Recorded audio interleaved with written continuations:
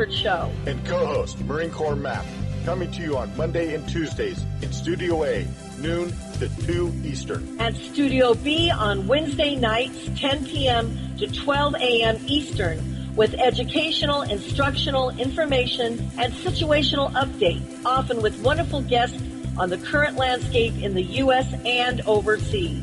This is a go. We are with you, Hello? side to side and back to back. Hey there, we're still waiting for the commercials. As well as other hosts and guests just here on Revolution Radio. Radio. We're not gonna take it anymore. That's right, we're not gonna take it anymore. We said we're not gonna take it anymore. That's right, we're not gonna take it anymore.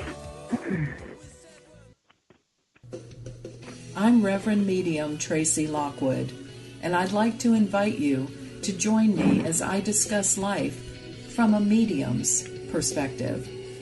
I'll be talking about insights that I've gained through readings, with topics like your guides, angels, animal communication, past lives, our transition, and the afterlife.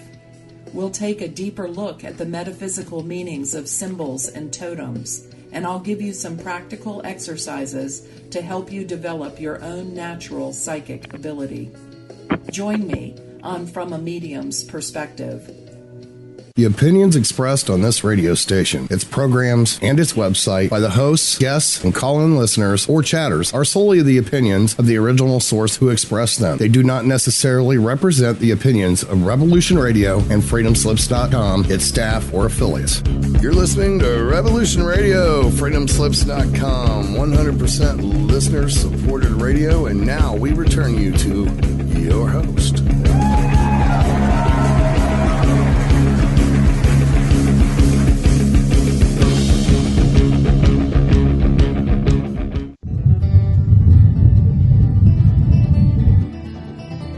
Well, it's time to stumble down the road with host Bridgette Lynn Dolgoff and co-host Jannie Vaught as they carry stones, dig holes, and wield their shovels along the way.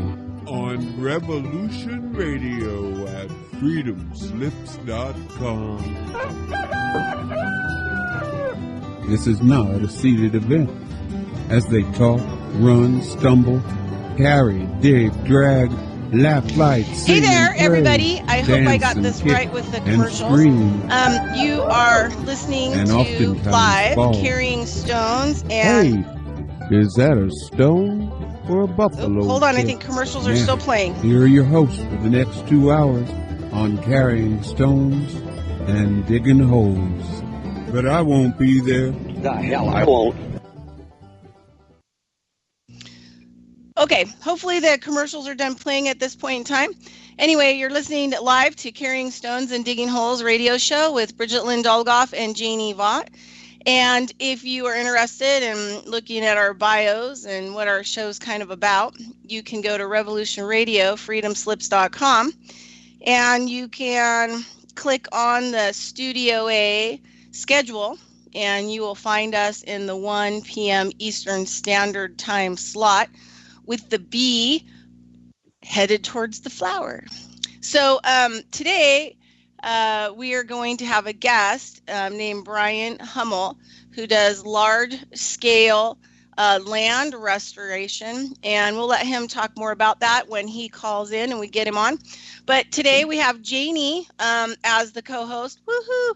And I was laughing because she said, oh gosh, I just got back from the farmer's market and it's so hot there in Texas, and we got snow on the mountain. It's snowing on the mountain right now, so it's pretty cold here. Yeah, we had a tornado 25 miles west of us last night. Wow. Yeah, we had some serious wind. We didn't get much rain, just a sprinkle, but we had some serious wind. Yeah. Yeah, we got tornado warnings out of Mason, which is the second paper I write for, in Mason, which is just down the road. So we didn't hear any sirens.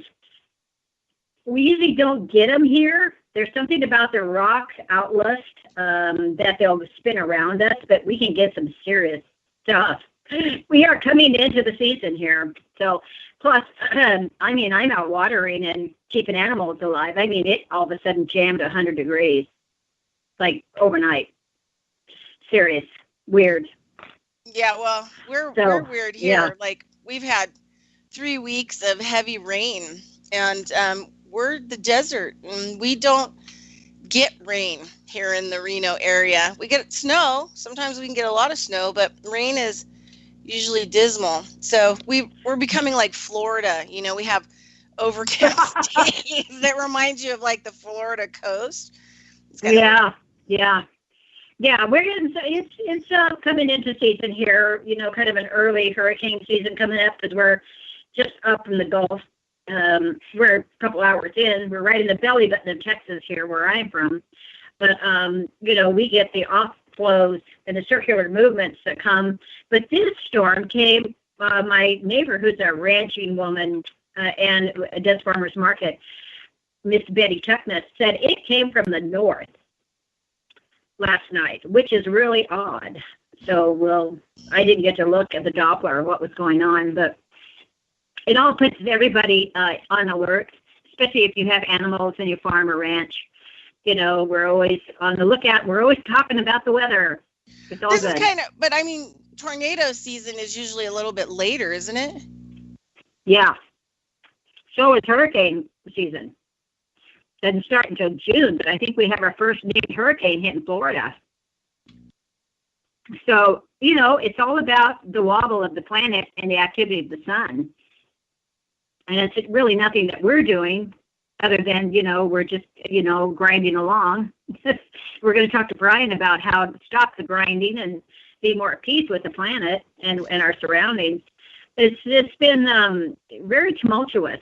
You know, the energies are tumultuous too. People's emotions are tumultuous. And but boy, we had a nice crowd. We only had 3 of us at our little tiny farmers market, but everybody was happy. I brought home some beautiful tomatoes and some homemade bread. So that's going to be lunch later on. Yeah, I love this time of the season when the fruit and everything comes on. And everybody's so happy. And it's such a community. It really is. It's very awesome. Yeah. So you want to talk about how you met Bryan, because you kind of found him as a guest, and I had to hunt him down and get him to come on the show. So do you want to talk about a little bit how you met him or how you came across him? Yeah, I've been doing the permaculture design course, PDC, in Blanco with Kirby Fry and the group down there. And about the 3rd class, it's like, you know, weekend. We're there a whole weekend, and some people camp. And if you live far away, you camp. If you close, you stay. And we're covering some really extensive material on Bill Mollison's manual. And we're out learning how to do laser lines. And in fact, it was at that point for this guy named Bryan walked in the door into the classroom, and everybody turned around. Hi, Bryan. Hi. We know about you, you know. And I was like, I'm not in that group. I don't know who he is, but I looked at him. And we were out learning how to use a laser line and how to do terracing and how to make your line straight in the fall, and, you know, how to catch water and keep it on your soil. And so I got a chance to kind of wander up to him and introduce myself. And he started telling me what he did, and I just hugged him. I was so excited. I was like, you're doing it. You are doing this on a big scale. This is wonderful. I'm so happy. And then everybody that didn't know him, we're all kind of gathered around like a bunch of chicks, you know. And so I got to meet him, and I asked him if he would like to be on our show and share about what he's doing. And so that's when I handed the phone number, the information off to you, and his name, I think. And here we are. So I don't know extensively where he's working. I only have a glance at it. So a lot of this information is going to be new to me. But anybody who's doing any restoration, especially on the coast of Texas, is extremely necessary after that Harvey and everything flooded. So it's going to be really, really nice to see a natural, balanced how it's supposed to be done program put in. So I think he's the guy that's going to do it. It just really is. It's wonderful. What can you say? Has he called in yet? Okay, I got Bryan on now. Bryan, are you there? Right on. Hello. Yes, it's Bryan. Can you hear me? Yeah, I can hear you really well. Excellent. Oh, so you have me and Jannie Vaught, and so we'll just have a conversation about what you do, and we will let you give a background about yourself, and then we can go into your topics. We have 2 hours. We'll have a break at the top of the hour for like 6 minutes, hopefully. Okay. And but anyway, we're just gonna shoot the breeze and listen to you, and we'll ask you questions, and we'll chime in periodically, but mostly it's going to be about you and the work that you're doing. So could you give us a little bit of background about yourself? Okay. So I'll go brief, and if you want more detail in any of those facets, I can go into more detail. I was born and raised in Central Texas to 2 educator parents. They were both mathematicians. I grew up with a fascination about the world around me, especially water. And I took that fascination through the rest of my life. Went to undergraduate school at Trinity University in San Antonio. Took a year off where I traveled around the world a little bit. Spent some time in Costa Rica and Panama. Then I helped some friends move in California, did some stuff in Colorado. Then I ran out of money and I decided I needed to go back to school. So I got a master's degree in biology at the University of Texas in Arlington. And since then, I have been an environmental consultant for several different industries, the wind industry, the petroleum industry. I worked for Texas Parks and Wildlife. I did a lot of work with birds and water issues, ways that you can slow spread sink water into the landscape as groundwater recharge. And I worked for the Department of Defense for about 7.5 years. I learned a whole lot there, but I also learned that it wasn't exactly what I wanted to do. So when I turned 39 years old, I looked for a way to make a change. So now I actually work for the Environmental Protection Agency, but I won't talk much about that.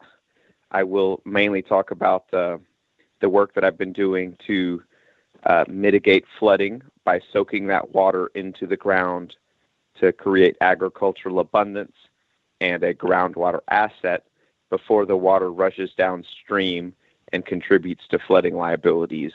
And that's what I've been interested in since I was a little kid, and I am happy that I get to do that now for different entities who pay me to do so. Awesome. So I'm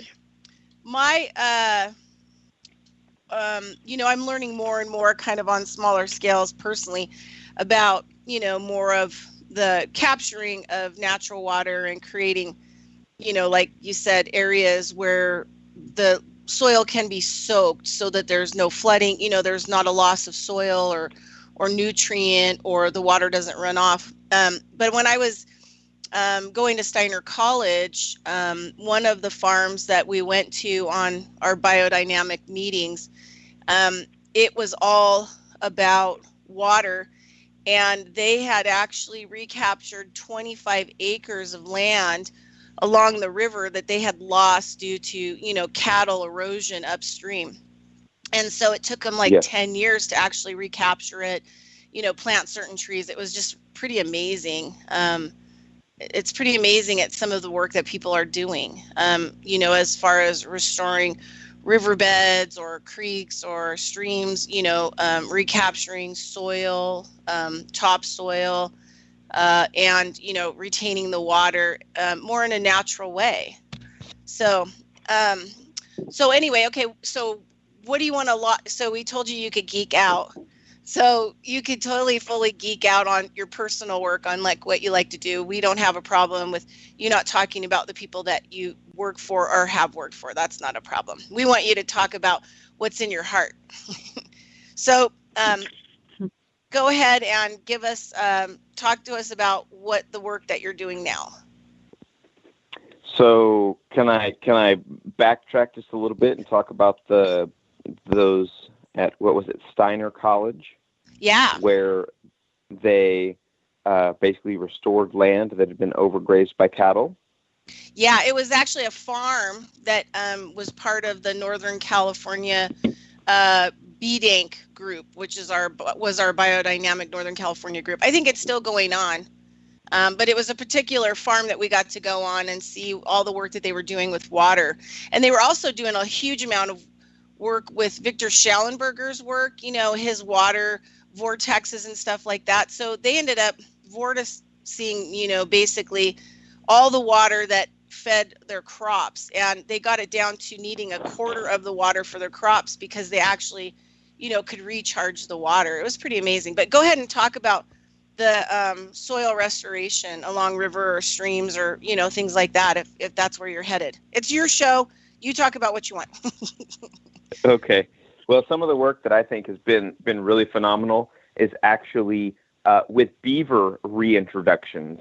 So a little bit of history on the American beaver, and that is it pretty much used to be in all 50 states. The population was, even 300 years ago, remarkably greater than it was today.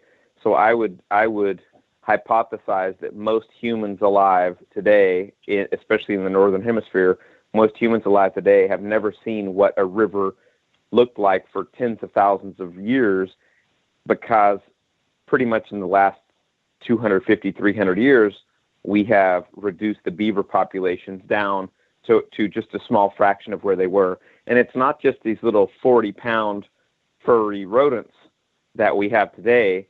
10,000 years ago, we had beavers that were the size of black bears. They were, I believe, up to 200 kilograms, about 400 pounds. So that's a mighty big water engineer. And a lot of the agricultural land that we use today, a lot of the meadows and little prairies that we see, especially in mountainous areas, are a result of beaver activity, hundreds of years ago. So I think that if we bring this keystone species, the original water engineer, if we can start bringing that back into our river systems and our hydrologic cycle, we'd have a much healthier hydrologic cycle. But a lot of people, just sort of like when they released the wolves into Yellowstone, they found all sorts of results they didn't expect. Just by releasing a couple wolves in Yellowstone, it improved the water quality and the water cycling throughout the whole park. And I think that when you start releasing beaver, we're gonna start seeing the same beneficial results. In areas where you have not been able to reintroduce beaver, you can mimic their activity using biomimicry or beaver biomimicry. And one of the ways to do that is if you're doing any sort of tree trimming or you're harvesting crops, but you don't use the stalks of your corn, you can lay all that organic matter down in perfect level lines. Sort of like if you walk out in any natural landscape, you'll see these little micro detritus berms is what I call them.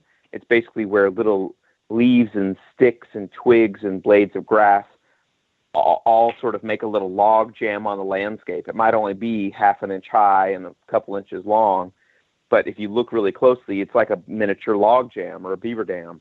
You can enhance that process by laying bigger sticks and bigger twigs down on contour, and then as the water rushes off your landscape in a big rain, this leaves and sticks and debris that you laid down act like a filter. They slow, they spread, and they sink that water into your landscape as free gravity-powered irrigation. They then biologically filter the water through an unbelievable network of plant roots. And we can geek out on the plant roots here in a little bit, but initially I want to talk about water. So the reason I want to talk about water is because plants are incredibly important for life on Earth as we know it. And plants really need 4 things to survive and thrive. And I know you guys know what they are. So can you tell me what the 4 things are that plants need to survive and thrive? Aeration, 1. So they need air, carbon dioxide in the atmosphere. They need nutrient. And nutrients are part of your greater overall what? Your mass, your carbon and organic mass. Yep, that's right. Your soil. Mm-hmm. Okay. And what else do they need? I don't know. Jannie, what'd you say? On the 4th thing that plants need, we've got water, we've got soil, we've got minerals, part of and your we soil. need sunlight. Absolutely. Sunlight And temperature. Yes. And also carbon dioxide in the atmosphere. Right. Yes. So out of the and there's certainly more. They need more than those 4 things, but to me those are the 4 main and basic things that plants need. So out of those 4 things, water, soil, sunlight, and carbon dioxide, what is plentiful around the planet? Water. You live in Reno, Nevada. Water's definitely not plentiful.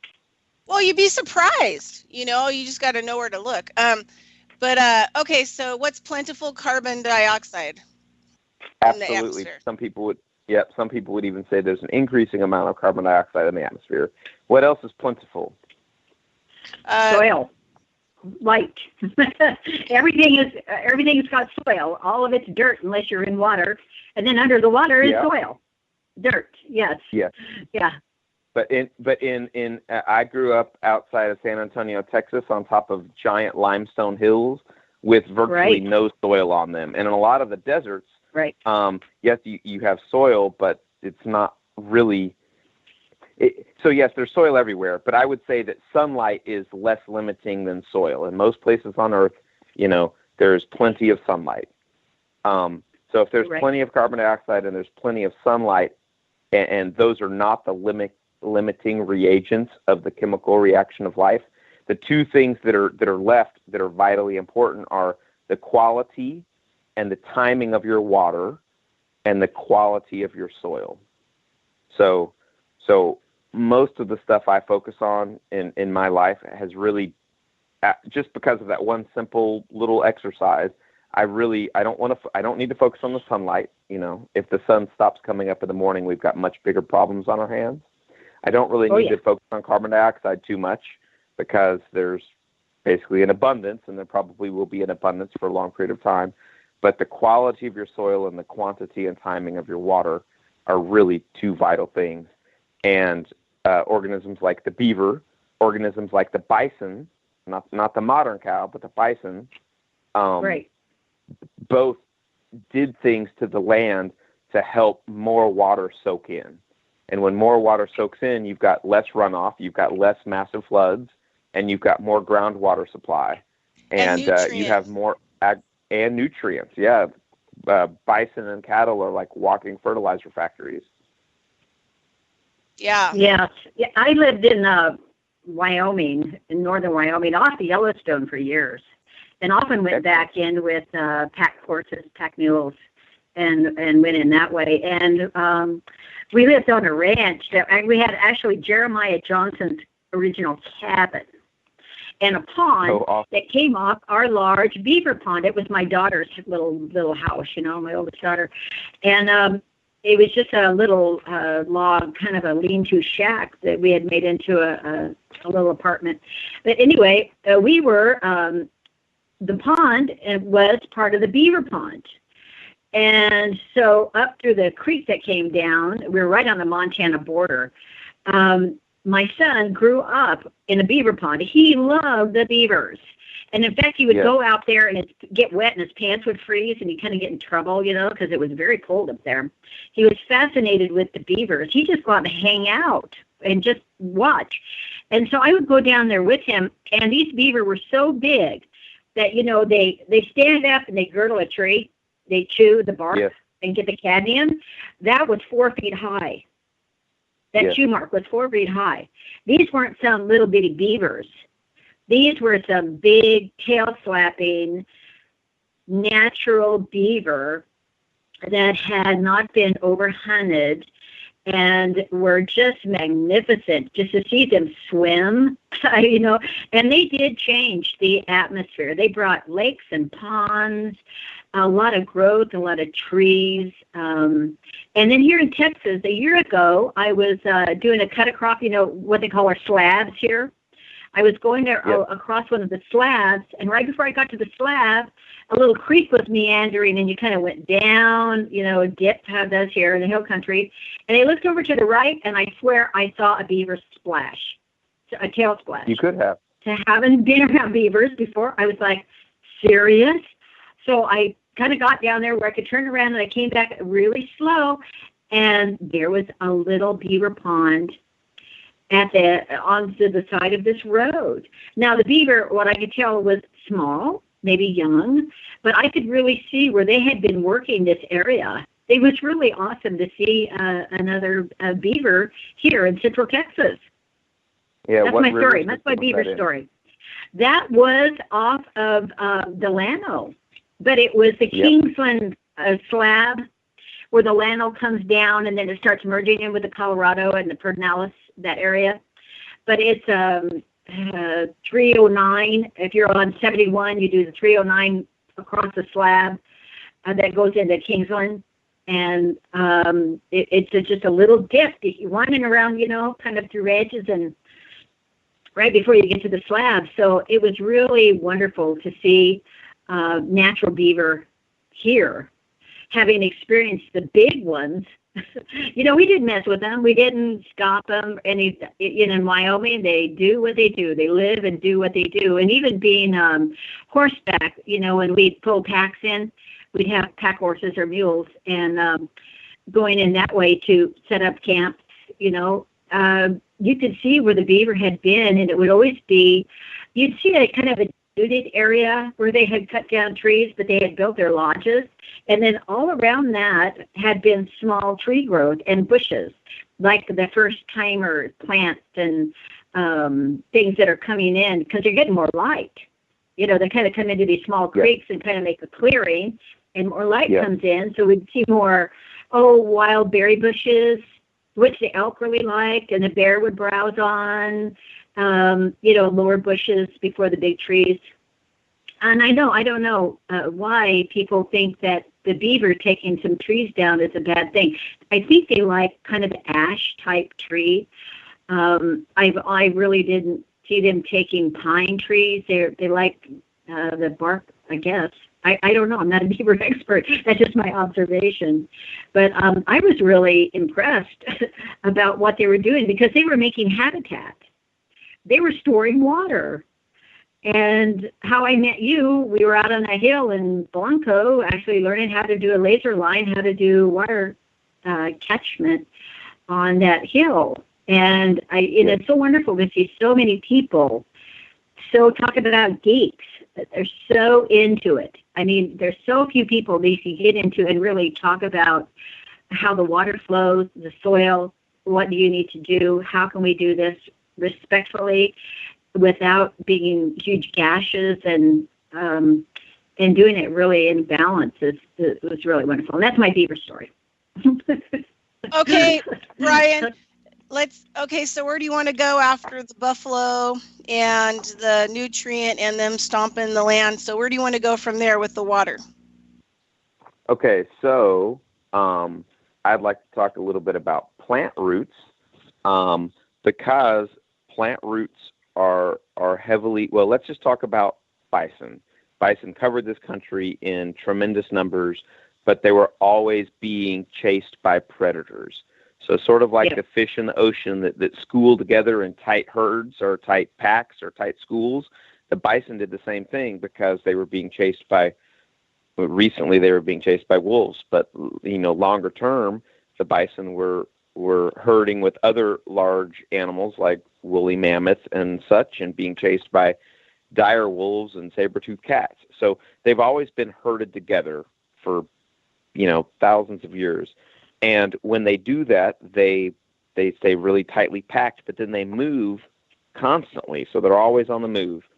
and going to eat fresh grass. And it might take 6 months, 6 weeks, 6 months, 18 months, 2 years, 5 years. It might take them a long time to come back to that exact patch of grass that herd just ate. And what that does is that gives the plants plenty of time to get tall, to go through their reproductive cycle, to make seeds. But as a plant grows, there's been studies on this for, at least several decades. But the height of a plant above the ground correlates very well to the depth of the roots below ground. So if you let these prairie plants grow tall, their roots grow deep, and those roots are doing amazing things. So the plants take the sunlight and the carbon dioxide from the atmosphere, and they make sugars. So they make sugars in the blades of grass that the bison could eat, or the deer could eat. If it's a tree, it makes an apple, and that's their enticement to get the seeds to get spread further away from the mother plant, but it's full of sugar. They put carbon in the wood. But what a lot of people don't realize is a lot of the carbon that they make, a lot of the sugar they make, goes down into the soil and feeds the soil food web. Right. So they pump sugars down into the ground as root exudates to build to basically feed the soil organisms that really are doing the lion's share of the work in collecting the nutrients and the micronutrients and providing it to the plants. And that also then feeds the fungus, which are making the basically helping build the humus and the carbon content of your soil. And for every 1% of organic carbon, for every 1% of organic matter that you build up in your soil can hold a tremendous amount of water, like somewhere between 15 and 30,000 gallons per acre. And that is about 1 inch of rain on 1 acre of land, which is 27,000 gallons. You can hold close to an inch of rain, additional rain, on your land as you make your soil better. For every 1% soil carbon you increase, you can absorb an additional inch of rain. So if you start doing things like Joel Salatin has done, taking his soil carbon from 1% to 7%, he's holding many, many inches of water in his land. There's a guy named Gabe Brown in North Dakota. Gabe Brown said that he can hold up to like 8 inches in an hour in his soils.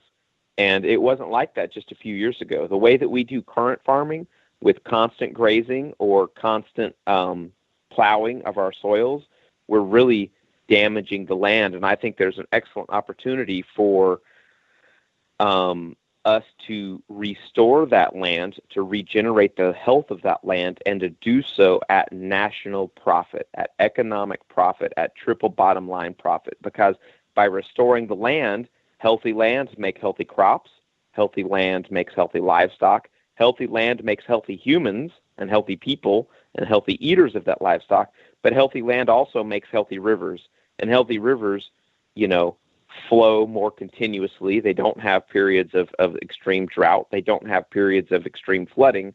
So we're mitigating some of the flood risks and drought risks and groundwater decline risks that we're seeing today. And if we can keep that water in the soils and let them go down into our groundwater system, we're potentially mitigating multi-billion-dollar problems, which we're starting to see with things like saltwater intrusion of our coastal aquifers or subsidence. The city of Houston, certain parts of the city of Houston have dropped 10 to 20 feet in the past 50 or 60 years through over too much groundwater pumping. And when your land drops by 10 feet, the flooding gets worse. And there's maps you can see, especially around Meyerland in Houston. That whole area is sort of like a bowl now. So when you had Harvey, that whole area filled up full of water. Mm-hmm. And it's difficult to bring the land back up. I mean, it's almost impossible to bring the land back up. But you can mitigate the future subsidence by making sure that there's plenty of water in those groundwater systems.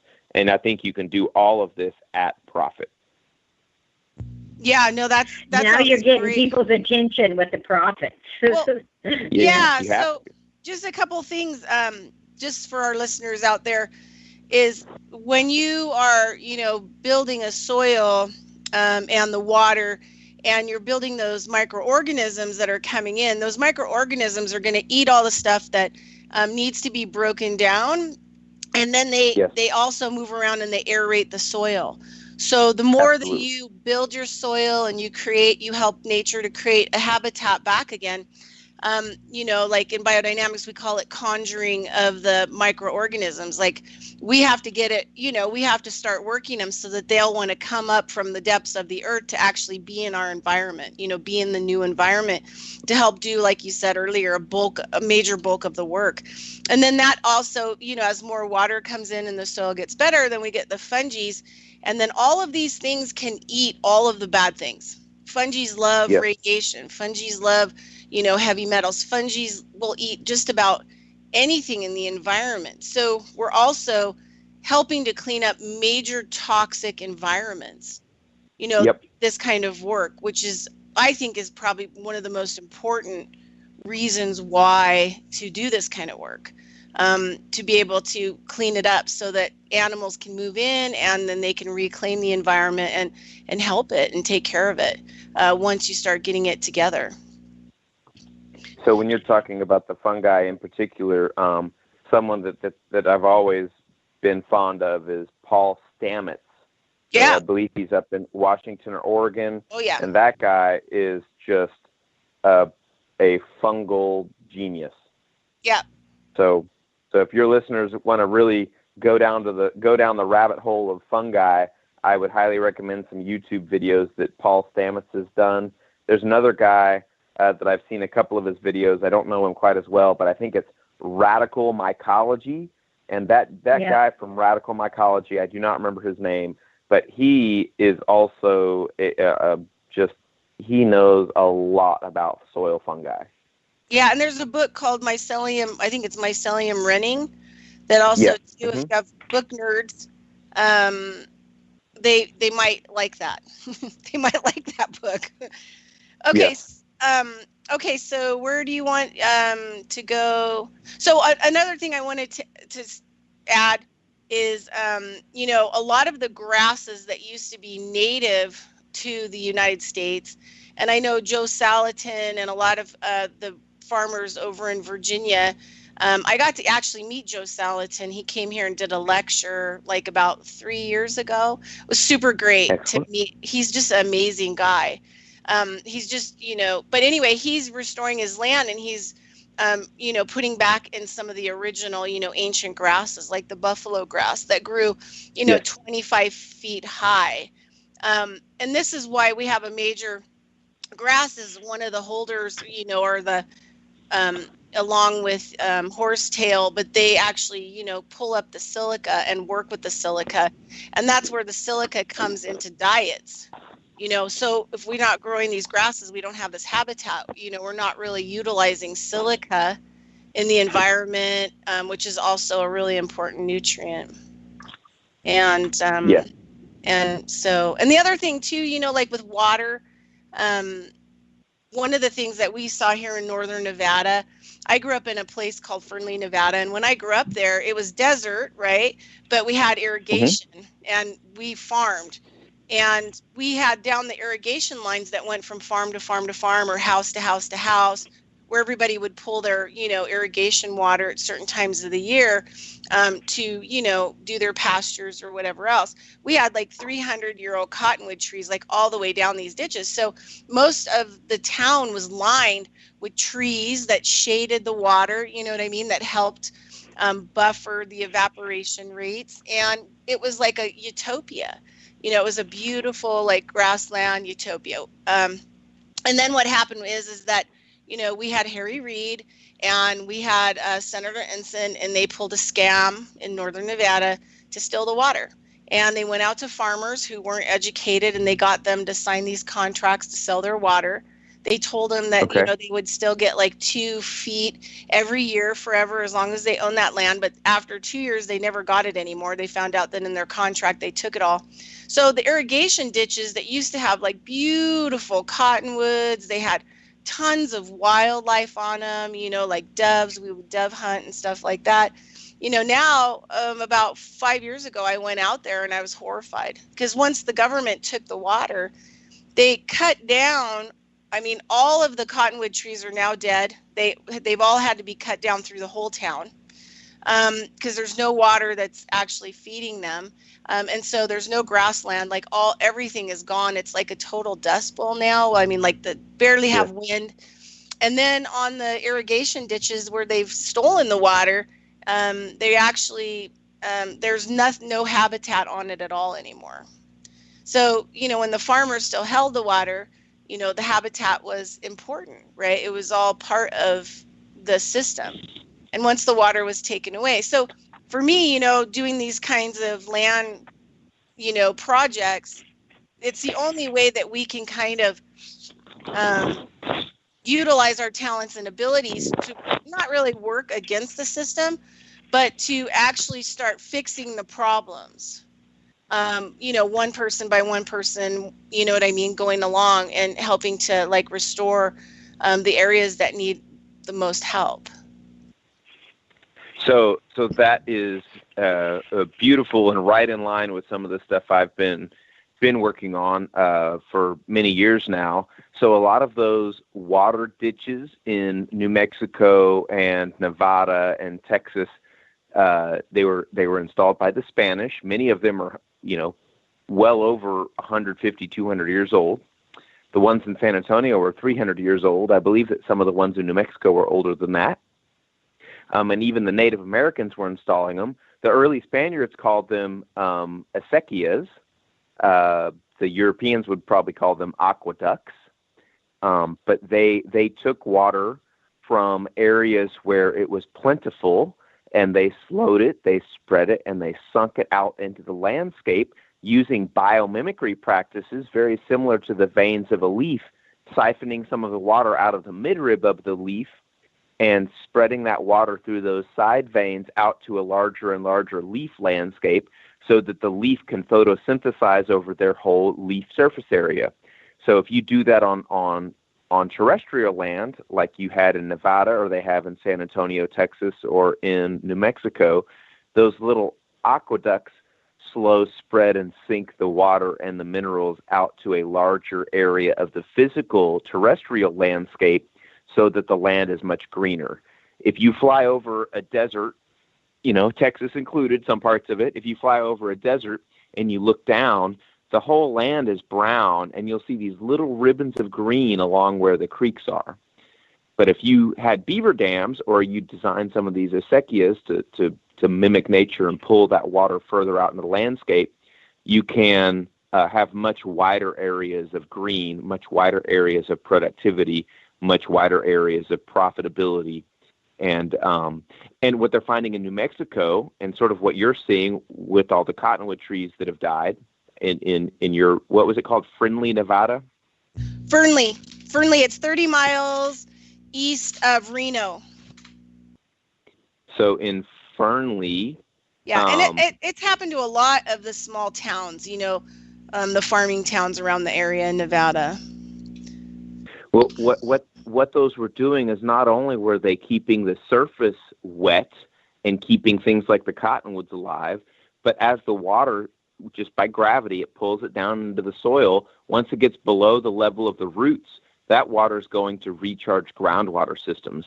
So during times when there is ample water and you're spreading it out to a larger surface area of the land, you're helping recharge those groundwater systems.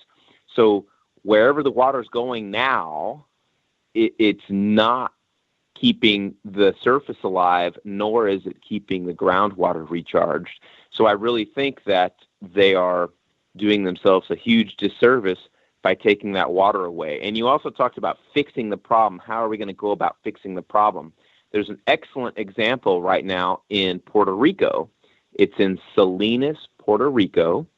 And our government actually decided that, hey, some of the things that we've done limiting irrigation in these areas have really hurt our groundwater system. So the groundwater was falling to the point that the ocean water, basically the groundwater system got below the level of the ocean, and then salt water was rushing in and causing a big problem.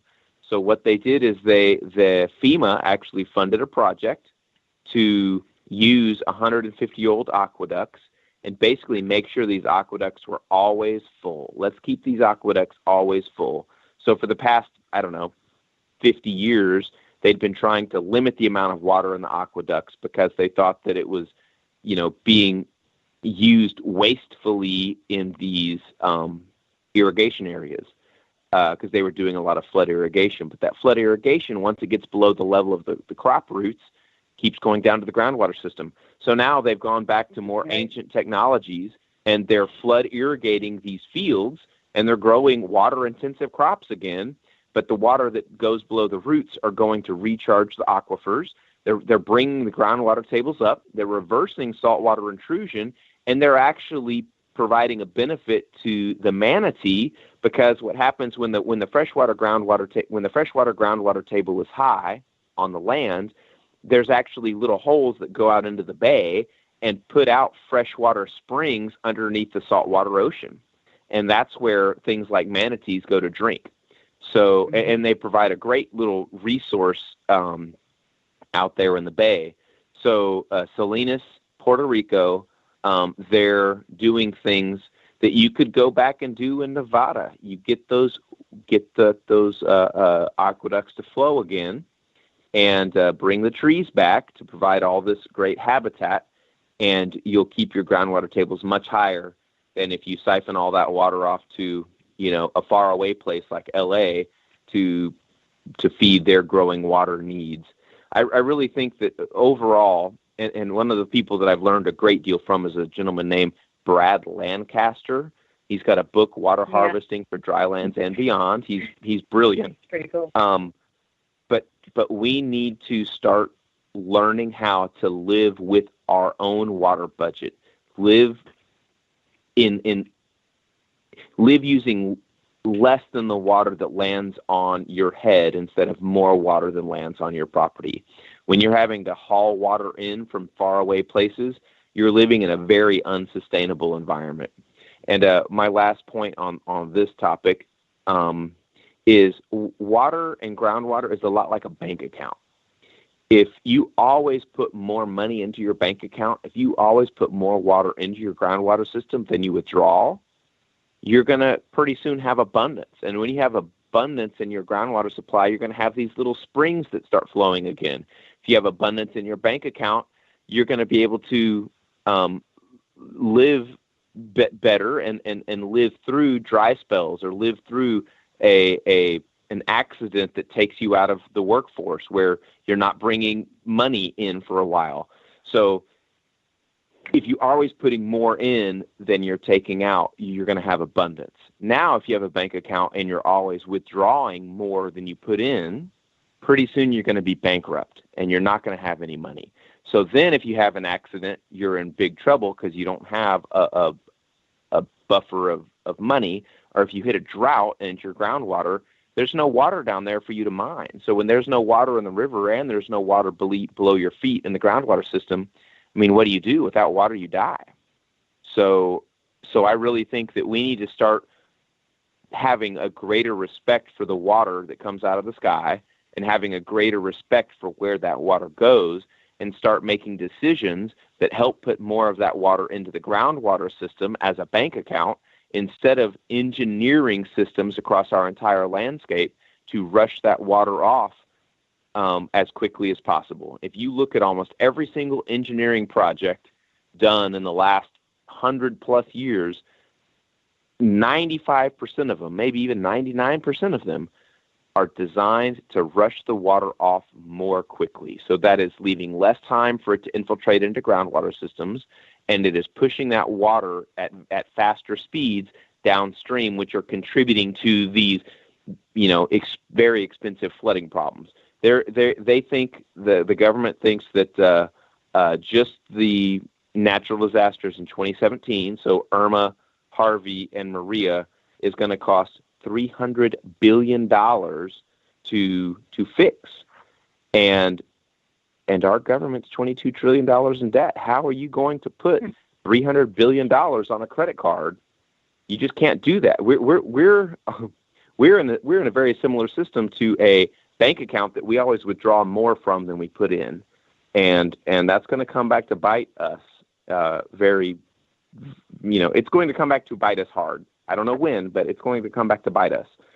So I really think that we need to start being better stewards of our land and better stewards of our water resources, and our financial resources, and doing things that can solve these problems at profit is one of the only ways that I could see as a viable long-term solution.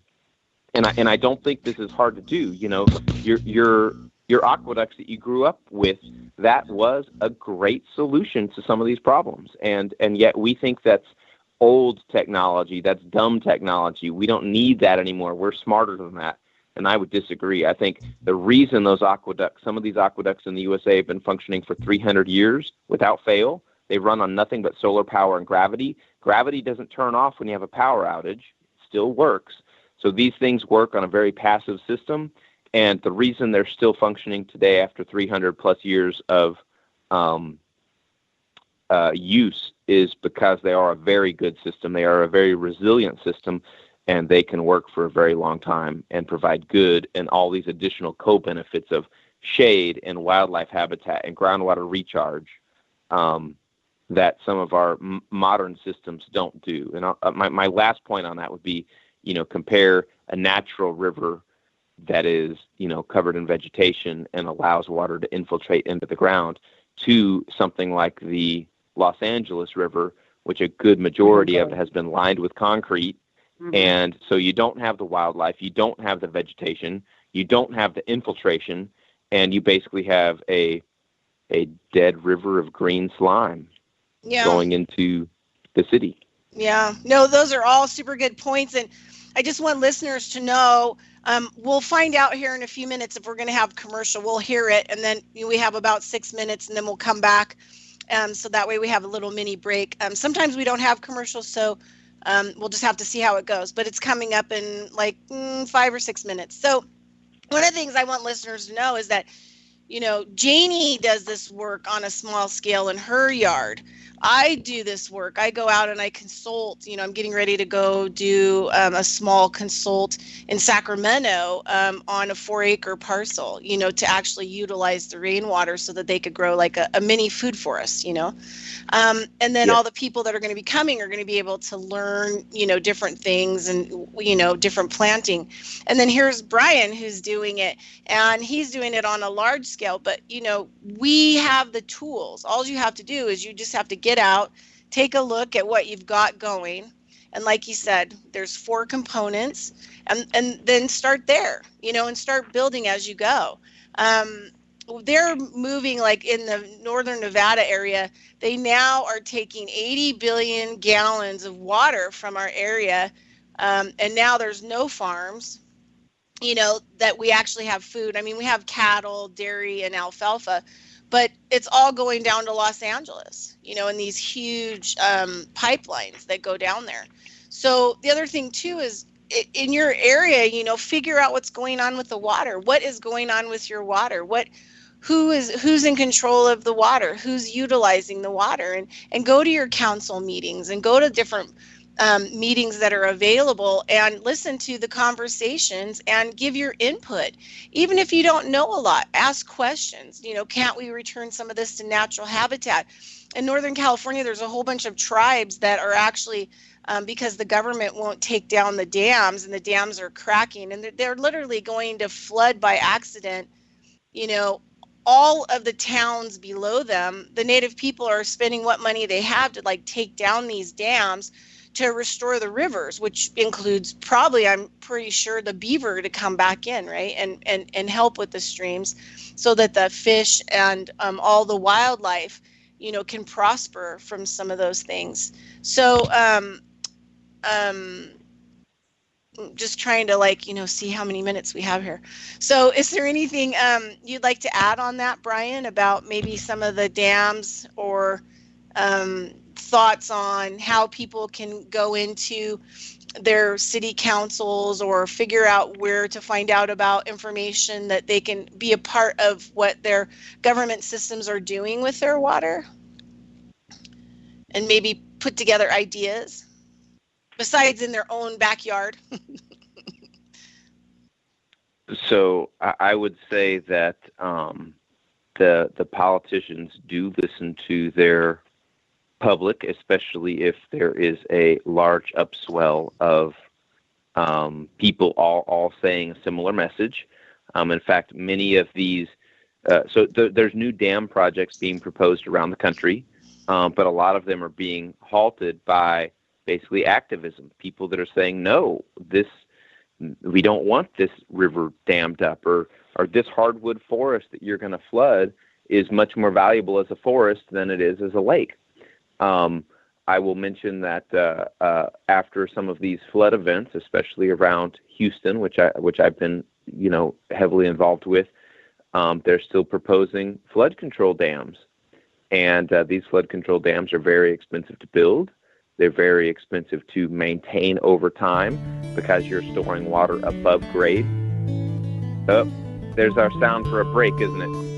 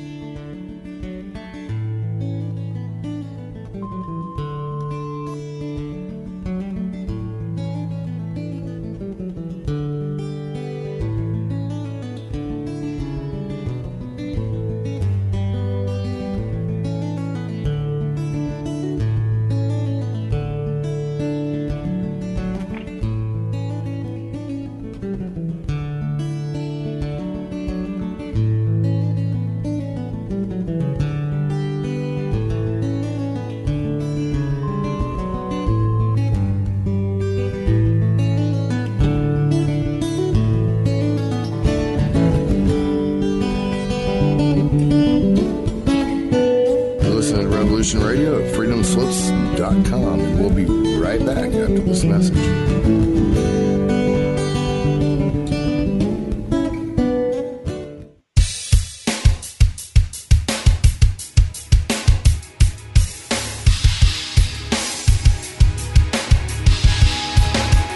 Enter into a world unseen on Raven Star's Witching Hour. You will encounter eclectic topics from the realm of spirit brought into our matrix of truth.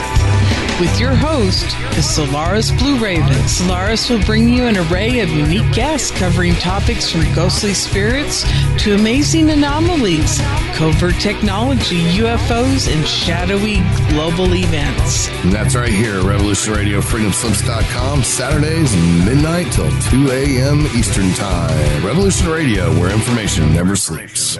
Let the magic rise. Join me weekdays for my new show, Tell Chris Joe. It's going to be a problem show brought to you live from Kensington.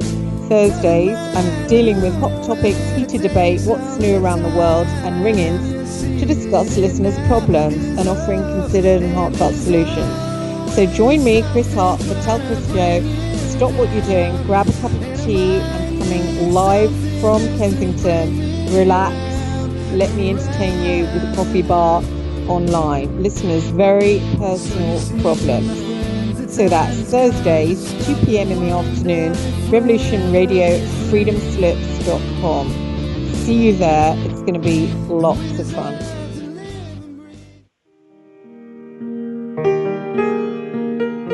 This is Barbara DeLong, host of Nightlight Radio, inviting you to join me on a cosmic journey, exploring a metaphysical montage of spiritual material, covering everything from the mundane to the magical, UFOs to unicorns, and everything in between, including spiritual readings for those who seek enlightenment. Let Nightlight provide you with equal measure of light, love and laughter, insight, wisdom, and inspiration. Monday nights, 10 to 12 p.m. Eastern, right here on Studio B, Revolution Radio, at freedomslips.com.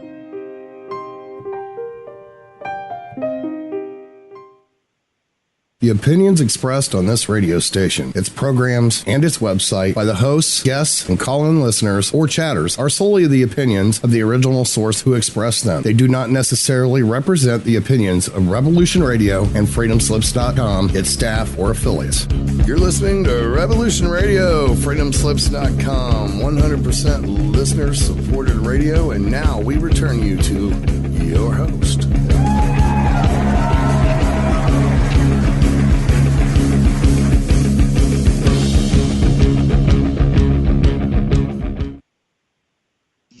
Hey there, everybody. So you're listening to Carrying Stones and Digging Holes radio show. We are listener supported. You can go to Revolution Radio, freedomslips.com, look at the funding page and do the click and support us and the information that we're bringing you. Also, I always try to push for those heirloom seeds. We got all kinds of heirloom seed packages. And if you want to start fixing your land, you might need some seeds. Okay, so Janie's in the house. I always miss her when she's gone. We also have Bryan Hummel, who is an amazing guest. Also, if you want to support Janie and I in some of the work that we do, or to help support our show personally, or help us support a lot of the work that we do for free, and we would really love your help. And you can go to PayPal, and you can use Consciousness of Economics at gmail.com if you would like to donate and help support us in our crazy work that we're doing on the globe. Anyway, so I wanted to kind of go over a couple of things. Bryan Hummel, he's mentioned a guy named Gabe Brown up in North Dakota who's doing some interesting work.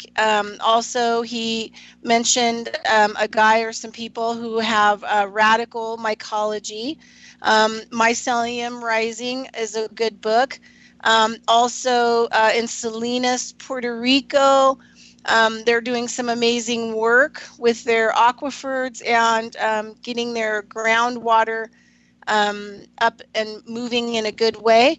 And also, he also mentioned a guy named Brian Lancaster. So those are all resources that I just wanted to re-mention in case you just tuned in or are listening. Also, you can go to Revolution Radio under Studio A.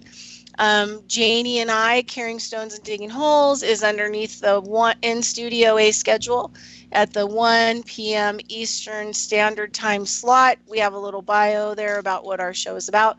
You can also find Janie at Bloom Where You're Planted on Facebook. And also, if you want to Facebook me at Bridgette Lynn Dolgoff, you can do that. And Bryan Hummel, he is on Facebook too. So if you have any questions you want to shoot at him, or, get on his page and see what he's putting on his page and information, you can do that as well. So, Bryan, are you there? Yes, ma'am. Okay, great. Okay, so I had a question that came in from one of our listeners, a really good friend of mine, Dr. Lenny Time, PhD chemist, who is doing work with structured water. Anyway, he asked a couple questions. Are you ready? Sure. Okay. Triple bottom line means what? Triple bottom line means that it is good for the environment, it is good for the surrounding society, the people, and it is good for the economy. So if you're trying to solve a problem and it's only good for the economy and it's bad for the people, it's probably a bad solution. If you're trying to solve a problem and it's good for the economy but bad for the environment, it's probably not a good solution. If you're trying to solve a problem that's good for the environment but it's bad for the economy, probably not a good solution. You really want to find solutions that hit the triple bottom line, which is the economy, the ecology or the environment, and the people that live there. There's a really fantastic video that discusses some of this in much better ways than I just did at, I believe it's the Common Land Foundation. It's one of my favorite videographers is on the board, a guy named John Dennis Liu.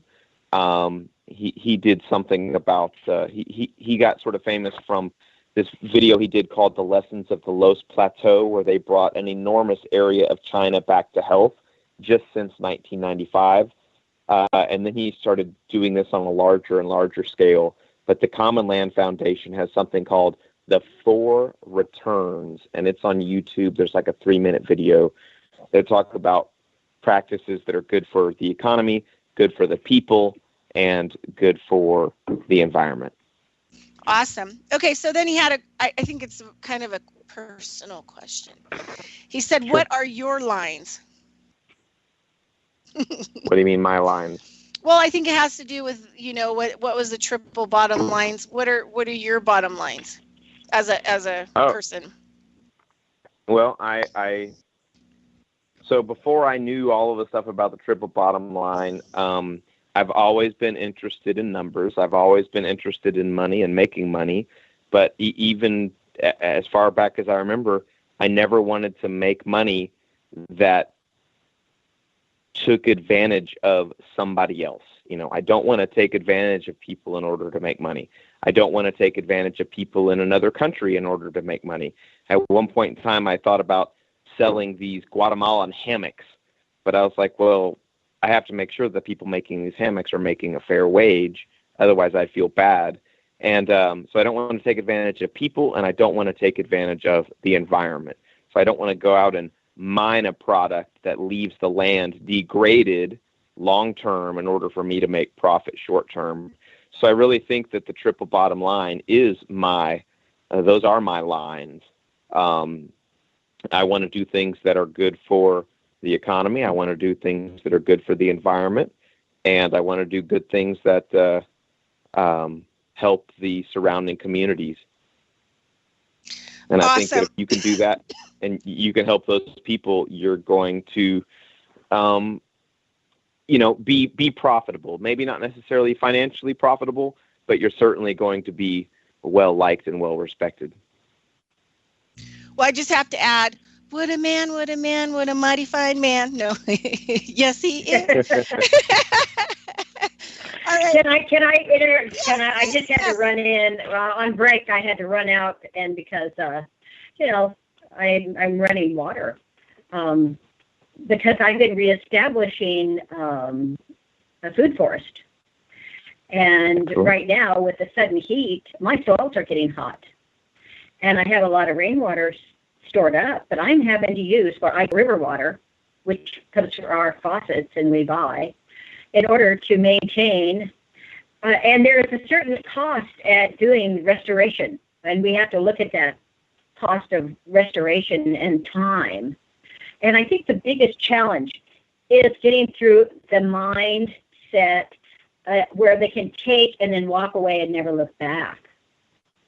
Yeah. Just like Bridgette was talking about them taking the water and then all the environment dying and then leaving that, and it's not in their sight anymore. And that is, for me, one of the biggest things is getting through to people's their thinking and waking up their thinking. So what I really saw was a real wake up is when we had the 211 drought. And I had, prior to that, been standing on the corner, literally, with a rain barrel and a table, handing out information about rainwater collection because I knew we were coming into this drought. It was working on us. And people were having to sell cattle.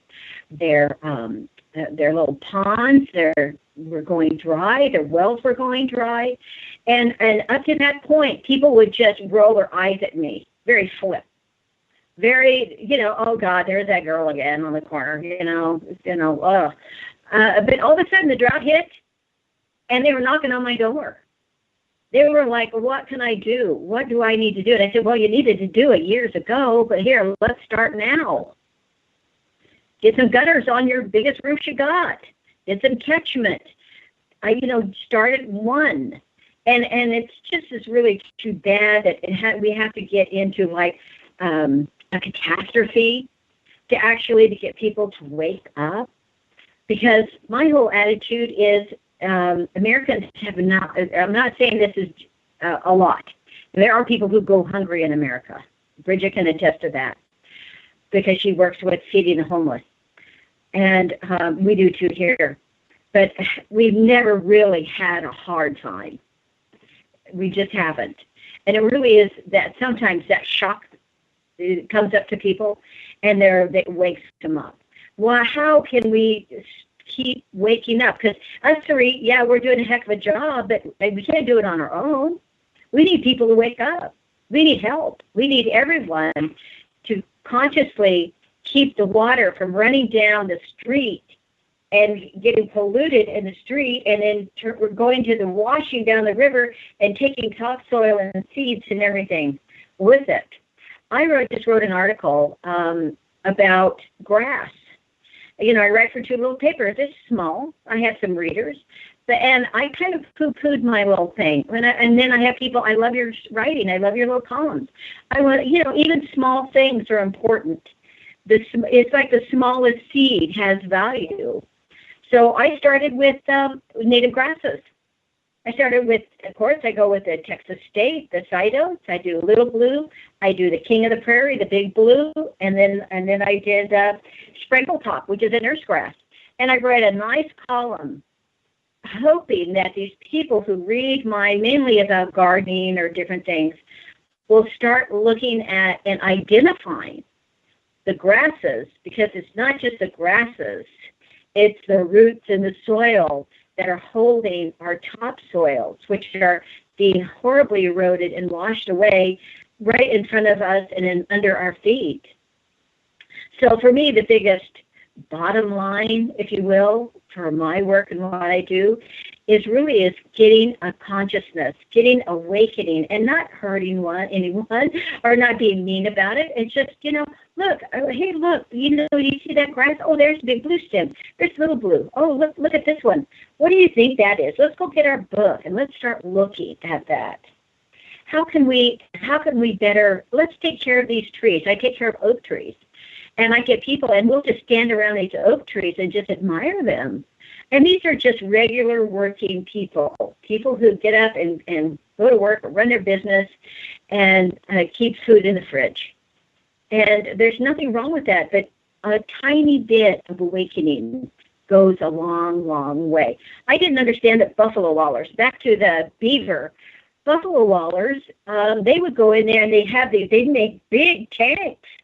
They'd go in there year after year, generation after generation, into these kind of rocky edges, and they'd taw and dig and waller and get dirt on them and throw sand and get dirt all over them because they had mice and ticks and different things.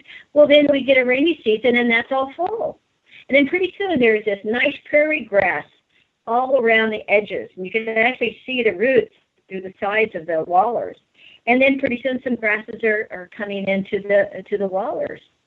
So it's like thinking more naturally, looking at nature. What does nature do to hold water? What does nature do to stimulate root growth and seed activity? How do some things need to be eaten and go through digestion and come out. It's just like the bat that eat certain cactus fruit in Arizona. They have to go through the bat in order for the saguaros to grow. And it's just waking people up in a good way, so that they're happy to be part of this. Yes? Definitely, yes. Yeah. And, you know, we have a couple beavers that are in the Truckee River, and because there's a walk there, people are, you know, they're fencing off the trees because they're trying to, you know, utilize the trees and eat the trees. And so they keep them from having food and using resources, and they trap them and try to get rid of them because all the people are terrified because they walk their dogs, you know, on leashes through that area. You know, I had somebody say to me the other day, like, oh yeah, and the beavers, they're so dangerous to your dogs. And you're just like, but that's whatever. That's their habitat. Right. That's where they belong. Like, we should be not, if it's a danger to us and our dogs, we should stay out of those areas, you know, and allow them, you know, like skunks too. They do the same thing with skunks. They remove skunks, you know, everything kind of has, you know, it's whatever. That's so funny, Brian. Whatever. Yeah, they all have their part to play in the big picture. And it's important that each part gets to play their part in the play. Yeah, and that is. goes a lot back to, like some of my native teachers and how they talk about, that all beings have their part, whether it's a skunk or an ant or it's a bat or it's a butterfly, and that they all work together. The humans are the only ones that are not working together with the whole here. We seem to want to work against it. And a lot of it has to do with our training.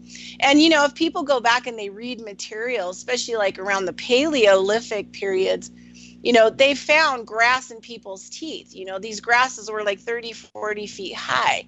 And our scientists, on the negative side, have tried to turn it into, they did start to eat meat. I mean, this is supposedly how Homo erectus came about. But there was also tons of grass in the teeth of the ancient, parts of the humans that they found.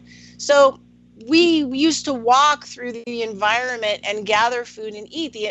The environment worked within itself and created what we needed. And I recently read a book that talked about, and I don't remember the guy's name. I'm really terrible about that. But the one thing I did remember is they said, before mammals came about, the nature had to produce something that mammals could feed on. It was mostly landscape, like plants and, water plants and soil plants and all these different plants. So in order for mammals to have come here and to even humans, or if humans were transplanted here or we developed here or whatever the deal is, they had to be food before. Because there wouldn't have been anything to support mammal life. So the thing is what we've done is we've gotten rid of nature taking care of all the food and the resources by getting rid of it and destroying it, which means we're destroying us. We're destroying all the mammals. I mean, we're not giving them anything to eat. So we have to kind of go back to the mindset where the environment, is important in order for us to sustain ourselves, because not all food comes, a grocery store doesn't poop food out. The carrot didn't come from a closet in the back room. No, yeah, right, yeah. Came from. Yes, there's a real disconnect. That was in and a real disconnect about perfection in food. They don't want a beautiful, I just picked my apricot tree. And it is, some people would turn their nose up at it because it gets scarred by the wind. The tree, the twigs and everything rubs on it. It's not perfect, but it's the most delicious apricot you've ever tasted. And it's about not, this drive for perfection, and it has to be the best or the biggest house or the best. And there's nothing wrong with some of that.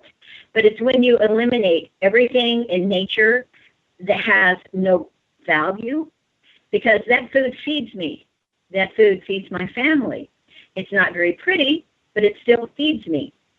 And it's still nutritious, way more nutritious and organically grown in my food forest than anything you're going to buy. And so there's again that big battle within the mind. They don't want it because it's not pretty or it's not perfect. And the amount of food that America wastes because there's a blemish on it is, to me, sinful. If anything, I could use that word for it. That is so wrong. And it's just like our animals, our environment, because it's not well groomed. I live in a Texas prairie that I've designated a wildlife preserve because I've worked very hard at it. I'm all flowers and grass. But my neighbors, they're mowing every 3 days. Nothing is living in that. Nothing. There's not a snail. There's not a blind snake. There's not an ant. There's not a nothing that's on that. They're mowing it, weed eating it, spraying it, and then mowing it again. And to me and to them, that is their perception of acceptable, mainly to themselves, but to their neighbors. I just find that so interesting. They want the neighbors to look kindly upon them, or that they take care of their property, even though they are ruining it. Essentially, they're just denuding it. And if it was left to its own, it would eventually come back because I know there are seeds and soils and different things under there. It might take a while. It took me 8 years of overplanting scorched earth seeds and over and over and planting and working with this little bit of heaven I have here in order to get it to a natural Texas prairie so that it can hold water. And still, I'm not even there yet. I need more berms and swales. I always know there's always places for improvement. But such as our big battle is the mindset. And do we have to get to a catastrophe? I'm hoping not, to get people to wake up. I want them to do it because of love and compassion for the environment, for the animals, the wild things in our world, the beaver pond, and the buffalo, and us as humans, and our children, and our children that are coming along. We are in some serious work, and it is not to be made small. What Bryan is doing, what Bridgette is doing, and what Jannie is doing, we are doing some serious humanitarian work. And we do it because of our hearts and our compassion. And I would love to make some money. When I get my PD course done, I would love to be able to be a designer and help people and actually have some income from it. And I'm hoping that will happen that way. But, it won't stop me. It won't stop me just because I don't make $1 off of it. It never stopped me when I did body work or alternative healing. I never turned anyone away. Never. So it's all about, who do we touch? Who are we seeing? Is it valuable to them? It might not at that moment be, but it might be valuable to them that they have a little bit of information that they can carry with them and plant it and watch it grow. That's my speech. Thank you. I think I lost everyone. No, I'm still here. Oh, okay. How do so you see, Bryan, how do you really see waking up people for really getting Houston back on track? I mean, that's a big question. That's a very difficult question. I'll use a different example, not Houston. Let me use Philadelphia. Okay. Philadelphia has been doing some of the best, what they call low-impact development or green infrastructure work, probably of any place in the country, partially because they're being forced to because of some water quality concerns. But inside of the city, to do work on 1 acre of land, what they call greening 1 acre of more urban Philadelphia, and greening an acre is considered absorbing an extra 1.5 inches of rain into that acre, or being able to capture 1.5 inches of rain. And they do that in like their city parks. So if they have water flowing out of some of the streets, instead of flowing right into the river, if it's flowing near a soccer field, they have taken that soccer field and they've made a big raised berm around the whole soccer field. And that berm during soccer games acts as sort of like stadium seating for people to sit on. Oh, nice. Yeah. But what ends up happening when you do get a big rain, the water comes in and that berm turns the soccer field into a lake.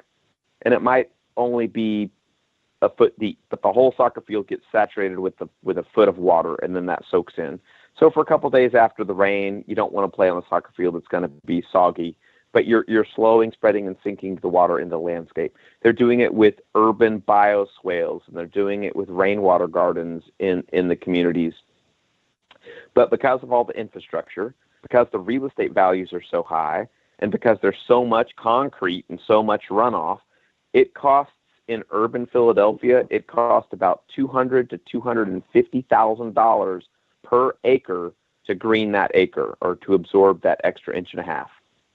Now let's go into farm fields or forest land right outside of the city of Philadelphia. You can absorb the same volume of water, that same 1.5 inches of water per acre. You can absorb it for, I don't know, less than $1,000 an acre. So if you do work on, in more rural areas, you can solve some of the flooding problems for pennies on the dollar when compared to do it in urban settings. Now let's move to Houston.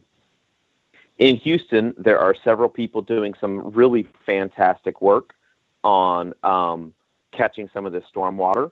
One of the largest projects I know of is 1/5 of the way completed. It's something called Exploration Green. So Exploration Green. It's in Clear Lake. It's a great project. It's sort of headed by Texas A&M University. There was a golf course in Clear Lake that was up for sale. The developers in the area were drooling over this property. They really wanted to turn this into condos, but several of the local people said, hey, we already have flooding with a golf course next door. So if this golf course gets turned into condos and there's extra runoff, we're going to be flooded in like anytime there's more than a 2-inch rain. And so a bunch of local people got together. Here's another example of the local people getting together and stopping something that was a bad idea. The local people got together. They found some funding to buy up this golf course, but instead of leaving it as a golf course, they dug basically giant swales in the middle of the golf course. And these things might be, 25 feet deep and 100 feet across, but they're real nice and gradual. They planted them with wetland plants. They planted some riparian trees. They're putting concrete hike and bike paths around this. So now instead of a golf course only being an asset to golfers, it has become a very well-used hike and bike trail around a natural wetland area. Beautiful birds are coming back. The plants are coming back. It's turning into a little natural wetland in that area. And during Harvey, they forecast, well, there was a quote that I just read by one of the John something, one of the head people from Texas A&M, and his quote was, this, they call it a stormwater wetland. This stormwater wetland provided water a place to go.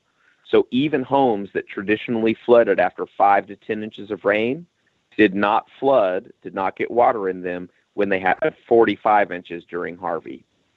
Awesome. And they suspect that this stormwater wetland is going to protect about 2,500 homes from flooding. And it makes a nice amenity to the community. And now let's contrast this with building more flood control dams up north, like near the Addicks and Barker reservoirs. The Addicks and Barker reservoirs, I believe, were built in the 1940s. They were designed to capture all of the water that was flowing into them at the time. But since the 1940s, some of their drainage area, some of their watershed has been developed, and concrete roofs and metal, concrete driveways and metal roofs don't absorb water the way the Katy Prairie used to. So there's more water running off. So when you have something like Harvey, which was agreed, it was a very large rain event, but these lakes filled up to capacity, and they had to release more water than they have typically released, which caused flooding all the way downstream. But that, to me, wasn't the travesty. The travesty was because of people's short-term greed, and I don't think there's any other word for it, because of people's short-term greed, they allowed developers to build some 2,800 homes underneath the high water mark of these reservoirs. So people, without really knowing it, were buying homes that the developers knew, that the county knew, that the city knew, and that various federal agencies knew were underwater. And they still let it happen because developers wanted to make some profit. And I could go into a little bit more detail, but I'm not going to because I might shoot myself in the foot. But if your viewers, your listeners want to do a little bit of digging onto some of the developers of those properties and look at where those people are today, I think you will find some very interesting. You'll find out some very interesting stuff if you research the developers of those properties, who was developing properties, knowingly below the high water mark of dam, which is a very unsustainable place to build. Right. And now look where some of those developers are. One of the, just going to add this in just because, I don't know, sometimes I think Nevada's like one of the states has just been, you know, maimed and destroyed. I mean, so much more than others. I mean, just with the mining and the water theft and, I mean, just all kinds of stuff. And it's kind of a backward state too, not to, you know, listeners out there. I don't mean that in a bad way, but we are kind of like so far behind the times that sometimes it's difficult for me to actually be here and continue to work. So yeah, just like sometimes it's like I just want to cry, you know, just like hysterically. Yeah, we cry, then we get up and do it again. Yeah. So, but anyway, one of the things around our area is that we have these dry lake beds, and same things happened over like the last, you know, 20 years.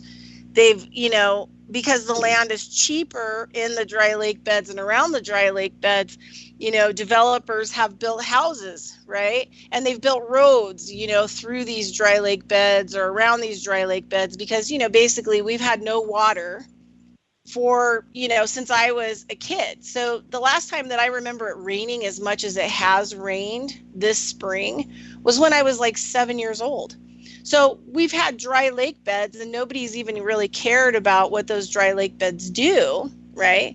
And how they retain water and that they're natural, you know, they built houses on them, in them, and around them.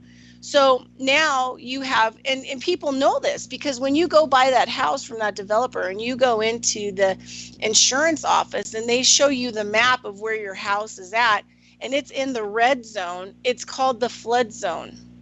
But because, you know, there hasn't been any rain for a long time and these dry lake beds have been dry, you know, somehow the insurance company is willing to, you know, sell you insurance in a flood zone. So you're paying more insurance. But in the end, you're going to be evicted out of your house.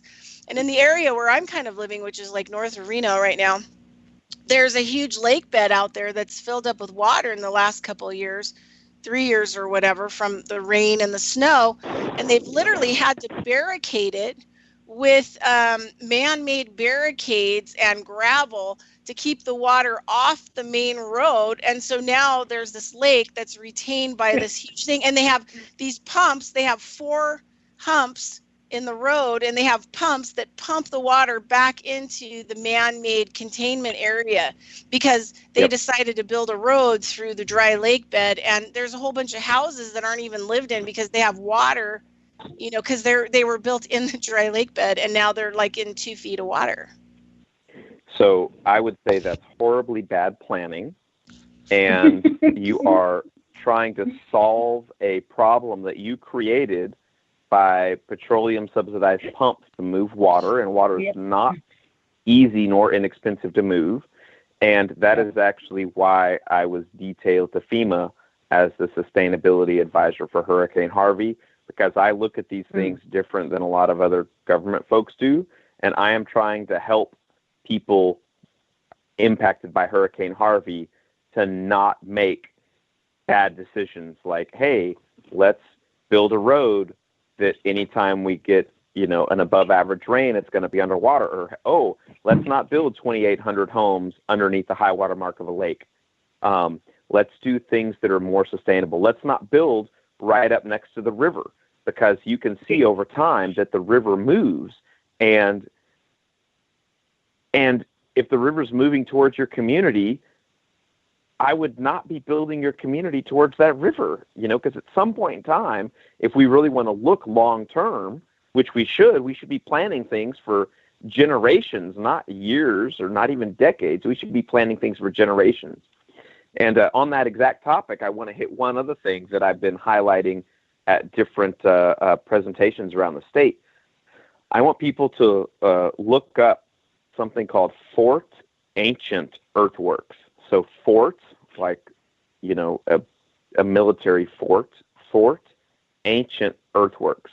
And I know that if you Google Fort Ancient Earthworks, Ohio, and YouTube, it will be the very first video that comes up. It's a 54-second video, and it highlights systems that Native Americans built 2,000 years ago on the tops of some hills in Ohio. It's right on the Little Miami River that feeds into the Ohio River. And the Ohio River now is basically on the news every single year, in some cases multiple times a year, for flooding. So Native Americans 2,000 years ago, I don't think they were really trying to stop the Ohio River from flooding, but what they built and what has lasted for 1,800 years without any additional human hand or human care or human maintenance, they built structures that were flood mitigation structures, groundwater recharge structures, and agricultural enhancements, because they planted intentionally or unintentionally, when they were eating a fruit, that fruit landed on the berm and grew. So they were growing fruit and nut trees along those berms for additional food. So it was flood mitigation, groundwater recharge enhancement, and agricultural enhancement that is still functioning today after 1,800 years of total neglect. So what I am trying to do is, if we are going to spend these billions and billions of dollars for flood mitigation, I think that it is smarter to be attacking the actual problem, stopping some of that water from getting into the rivers and bayous that are flooding Houston or any community. Let's turn that water into agricultural abundance. Let's turn that water into a groundwater asset. Let's turn that water into Bluebell ice cream. Let's turn that water into something that is beneficial before we rush it downstream to cause a flooding liability. And there's examples that are 1,800 years old that were done without bulldozers, without fancy engineering, without transit, without laser levels. They were all done by mimicking nature and built by hand, and they're still functioning today after 1,800 years. So that's the kind of time frame that I think we should be looking at. And if we are going to invest our taxpayer dollars into systems, I think they should be systems that work for a very long time, that don't need mechanical systems or petroleum subsidized pumps to move water around or put water into the groundwater system.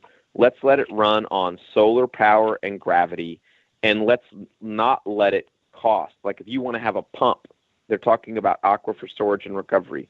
They're talking about building some big dams and having it surrounded by these big pumps and taking electric pumps to pump that water deep into the groundwater system as aquifer recharge. But, if the power goes out, you're going to have to run a generator.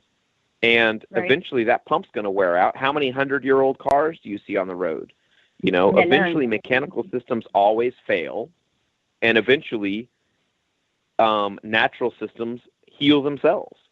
So I think if we work with nature instead of against her, we'll have a much better outcome. Oh, yeah, and I think we can set up systems that turn a flooding liability into a groundwater and agricultural asset, and we can start solving some of these problems at profit, at private profit. It's no longer just the government coming in here to fix the problems. It's the landowner that wants to do it themselves, and we can get industry. In fact, there's a guy, Richard Teague, Teague, at Texas A&M University. He is studying the correlations between soil health and farm profits, and right now he's being funded by Shell and BP and Exxon and Valero, and he just got $4.5 million from McDonald's because they're looking at ways to produce food more sustainably, because that's what our population is requiring and demanding. We're demanding, healthier food. Not as many people as maybe we should, but there are people out there demanding healthier food. So McDonald's is willing to put $4.5 million to study more eco-friendly ways to make beef. And I think that's great. And I think we can solve. I think we can solve some of these problems at profit using these public-private partnerships to solve problems that affect, a vast number of Americans. I'll say one other quick point, and that is flooding is the most common and the most costly of all of the natural disasters in the United States. And that water is a very valuable resource. So there are ways, even ancient ways, like Fort Ancient Earthworks shows us, there are ways that we can turn that water into an asset before it rushes downstream and becomes a flooding liability. Wow. I'm excited to look at this. I know I'm This taking sport notes. I've got all ancient. kinds of Yeah. I've got all Yeah, kinds me of too. things written I've down. got I'm a like, list. okay, I'm gonna check that out, check that out, and check Oh that yeah. out. Oh yeah. Thank you. Yeah. So Yes. so it always goes by my show really fast. So hopefully, Bryan, in the future, you know, in a couple months, we can have you on as a return guest. Hope you That would be enjoyed great. yourself enough, because we would like to keep this conversation going, and we really want to help people to kind of understand, you know, like what's going on, and you know, that they can do it too, and they can get involved too, and they don't have to, you know, wait for other people to get it done. There was I was thinking about one of my favorite stories is Victor Schallenberger. We only have like, I don't know, about 15 minutes left, but because of biodynamics, turned out like Rudolf Steiner was really good friends with Victor Schallenberger. I mean, there were some really amazing people that came along about the turn of the century, you know, in medicine. And Rudolf Steiner, his specialty was nutrition. He really didn't do farming, but he ended up doing the agricultural work and lectures for microbial medicine, compost microbial medicines. But so Victor Schallenberger specialized kind of in water and his ideas about water and how different water was. And to this day, science is kind of the opposite of some of his original work. But I think it was like one of the countries like Denmark or something like that around the turn of the century hired Victor Schallenberger, the king, to come to the country because all of a sudden they were having problems with farming in the south part of the country. And they couldn't figure out what was going on. And mostly it was drought. And it used to be the same as the north and south, and they didn't have any problems. And now they were starting to have problems, and the south part of the country was getting more drought. There was like less water. So Victor Schallenberger, you know, back in those days, you had to go for like a year to do like a study. And what he found, and he wrote papers on this, was that the south had gone to using metal plows. To where the north was still using wood plows for the land. And so he correlated information that the microbes in the ground were being, you know, mutilated because the soil was being overly heated by the metal plows. And so it was breaking down the microbes, which was breaking down the soil, which was creating the drought because the water was no longer coming to those areas.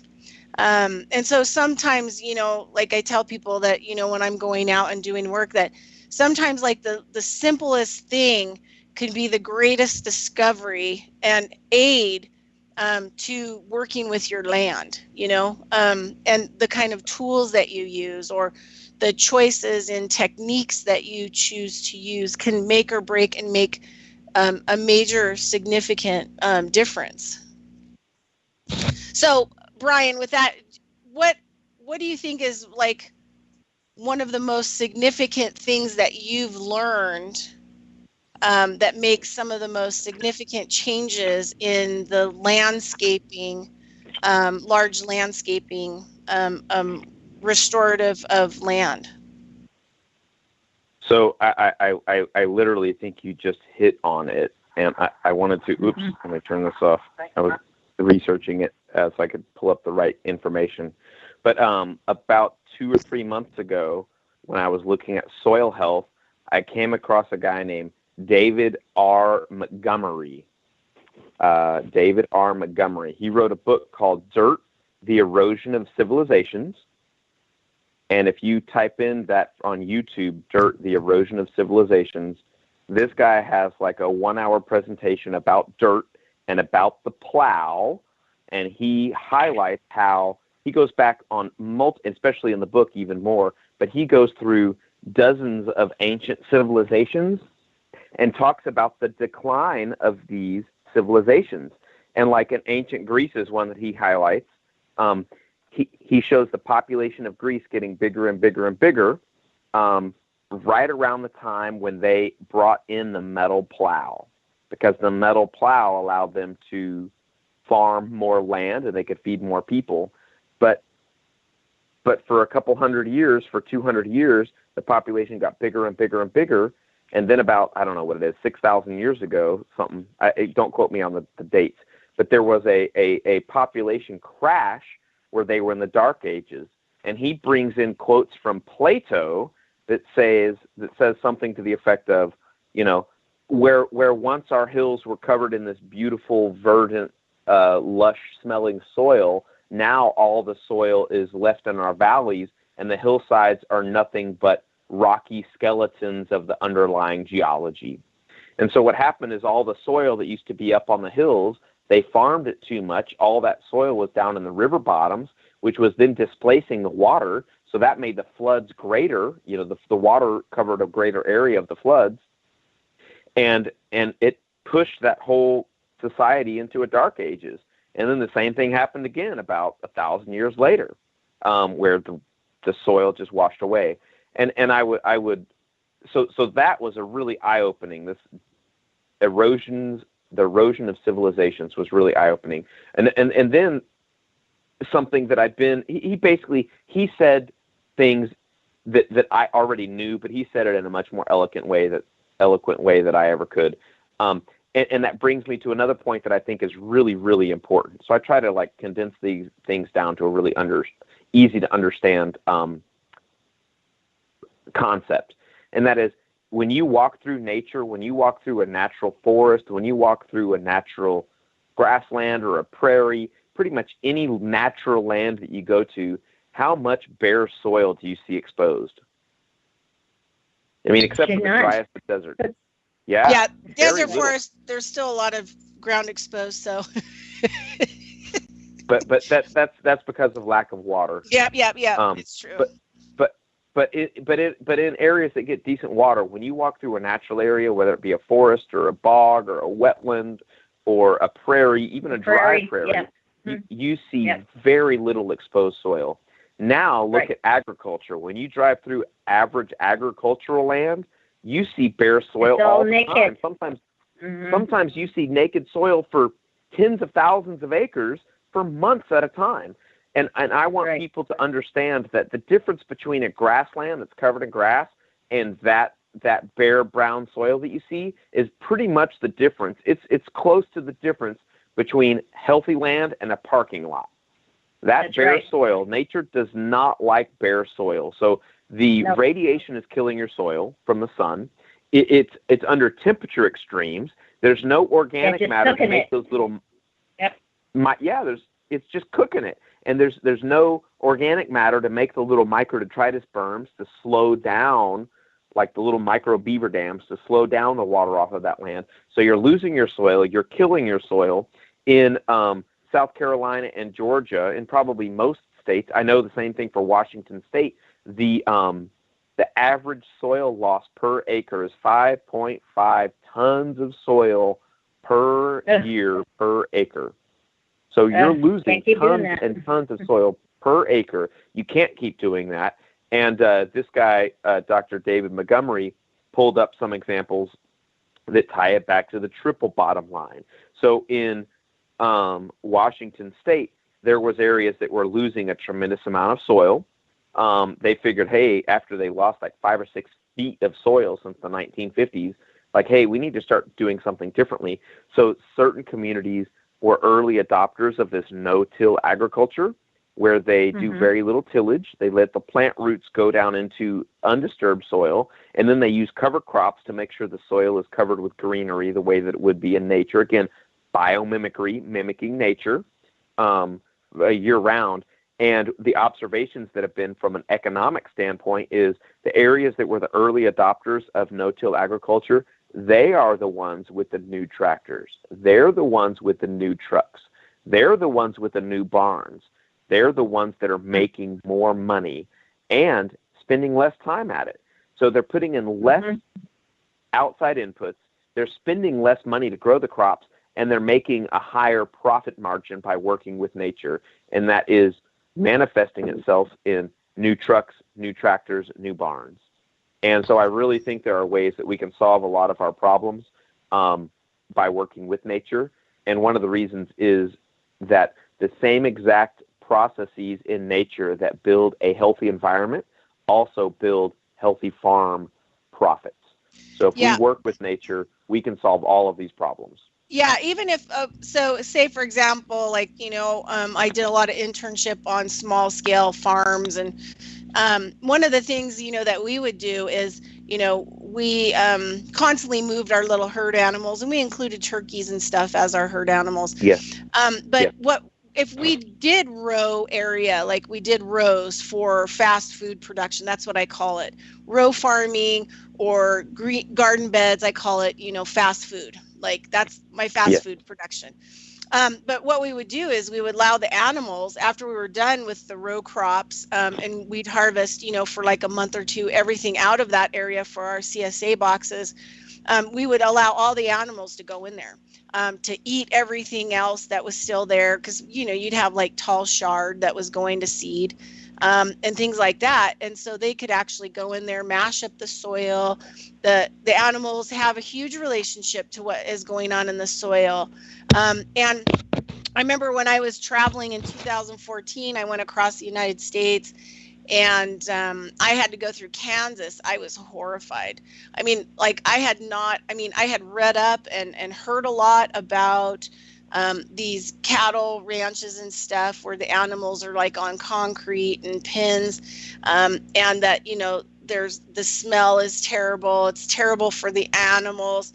And it's really sad, because then you have like farmers that are doing these big row crops like right next door, and it's like the animals are not allowed to go out onto the soil. You know what I mean? They're not allowed to stomp around and poop and pee and eat whatever's there and help to, enhance the soil. They're kept strictly separated, and it's inhumane for the animals. I mean, like the things that I saw in those cattle lots, I mean, literally, I probably cried for like 3 hours, because I couldn't believe that, people would take such a great resource and contain it in the way that they were doing, and causing inhumane conditions for these animals. Yep. And then next door you have lots of open soil where they're doing nothing but spraying pesticides on it, and they could utilize this cattle lot. I mean, you could say that farmer with the open land could say, okay, can you let your cows out over here and let them stomp around in the soil for a while, and then we'll run them back into the feedlot. You know what I mean? Like you could do that a couple of times a year or a week to just make it humane and help the soil and help the animals, kind of a thing. And then nowadays, a lot of people don't understand what farm to table means, and I'll kind of explain this really quick with biofuel. So Willie Nelson has become one of the major, pushers of this, and he has a team, and they go onto farms and they teach farms that use diesel fuel and things like that they could actually grow biofuel. They could grow hemp plants or grow cottonseed and a lot of other things, and it's super easy to make biofuel, and they can actually make biofuel right on their land, and then they can reuse it. And so they're not buying petrochemical. They may be buying a little bit, for the oil and stuff in their cars, but there's also synthetics now. But farm to table is where you can grow the stuff on your farm that you need to run your equipment, that you need, and also is natural for the land, and it also helps with the soil, and you can move those crops around. And so farm to table is about where, we have people who have large pieces of land that they can farm, that you can actually produce the things that you need in order to run as a full, sustainable, as much as possible system for your farms. Grow all the food that you need for your animals, grow everything you need. Janie and I have talked about this before, growing our plants for paper, making our own paper, and it's just time. And if you're not making money, why not invest your time in your own bank account, like Bryan said earlier, to help the water, to help your land, to help your land hold water, to grow more indigenous plants, and also help the animals, whether you have farm animals or wildlife. And isn't there a term called rewilding? Isn't that a term? Oh, yeah. That they also use? Yes. And so you can take your large pieces of land, and you can rewild part of it, and then part of it farm, and then create this sustainable circle where you're not bringing anything in you don't need. You're not bringing in garbage. You're not bringing in waste. You're not bringing in any of those things. And you can just create like a really amazing utopia on your land, really change things. I'd like to recommend Bryan's recommendation, and because it kind of culminates exactly what we're talking about. Farmers got pressed to make cheap food for people. And now with critical thinking, we're looking at it differently. And it's the Carbon Cowboy video. Yes. That we watched. It is wonderful. And on YouTube, you can go and watch this because it talks about how to do this and what they're doing to change it, because they were getting forced out of their farms and their ranches. And all of a sudden, they started doing more natural, and I don't mean organic natural, but doing with more consciousness of working with nature and the environment. And it is just phenomenal when you see their bottom line. They aren't having to sell their places and go to work at a big box store. Yeah. They're actually making money and growing healthy food for their neighbors and their friends and for us. It's wonderful. Okay, Carbon Cowboy. Yeah, we're getting ready. The show's going to end, and there's never enough time. I never have enough time. We never have enough time on this show to get to everything, and it goes by so fast. But Bryan, we have like 2 minutes. Is there anything that you would like to close with, and then the commercials will come in, and we'll be done? So first of all, I just want to say thank you very much for having me. I'm trying to get this information out there, and doing things like this will help me get the word out. So thank you very much. Awesome. Thank you. Thank you. Thank you.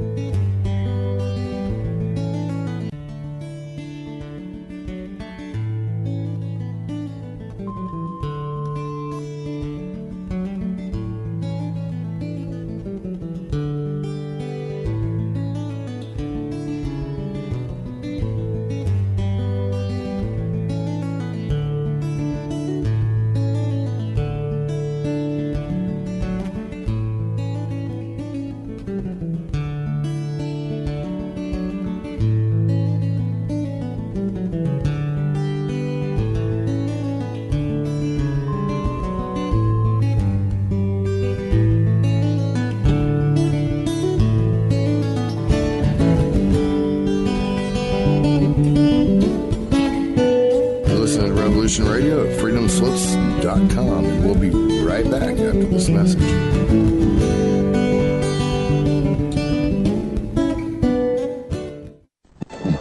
Will you fight? No! We will run! And we will live! Shame on you! This could be the greatest night of our lives. But you're gonna let it be the worst. And I guarantee a week won't go by in your life you won't regret walking out, letting them get the best of you. Well, I'm not going home. We've got too far! And I'm gonna stay right here and fight for this lost cause. A day may come when the courage of men fails, but it is not this day. The line must be drawn here. This far, no farther. I'm not saying it's gonna be easy. You're gonna work harder than you ever worked before. But that's fine, we'll just get tougher with it. If a person grits his teeth and shows real determination, failure is not an option. That's how winning is done. Believe me when I say we can break this army here. And win just one for the Gipper. But I say to you, what every warrior has known since the beginning of time. You've got to get mad. I mean plumb mad dog mean. If you would be free men, then you must fight to fulfill that promise. Let us cut out their living guts 1 inch at a time. and they will know what we can do! Let no man forget how menacing we are. We are lions. You're like a big bear, man. This is your time. Seize the day. Never surrender. Victory or death. That's the Chicago. Who's with me? Clap! Clap! Don't let him die! Clap! All right, let's fly. And gentlemen in England now abed shall know my name is the Lord. But I tell our enemies that they may take our lives, but they'll never take our Independence Day.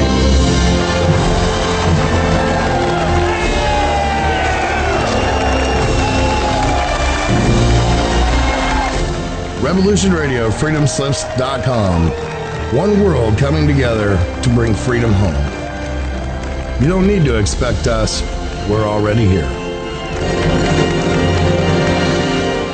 This is the people's war. It is our war. We are the fighters. Fight it then. Fight it with all that is in us. And may God defend the right.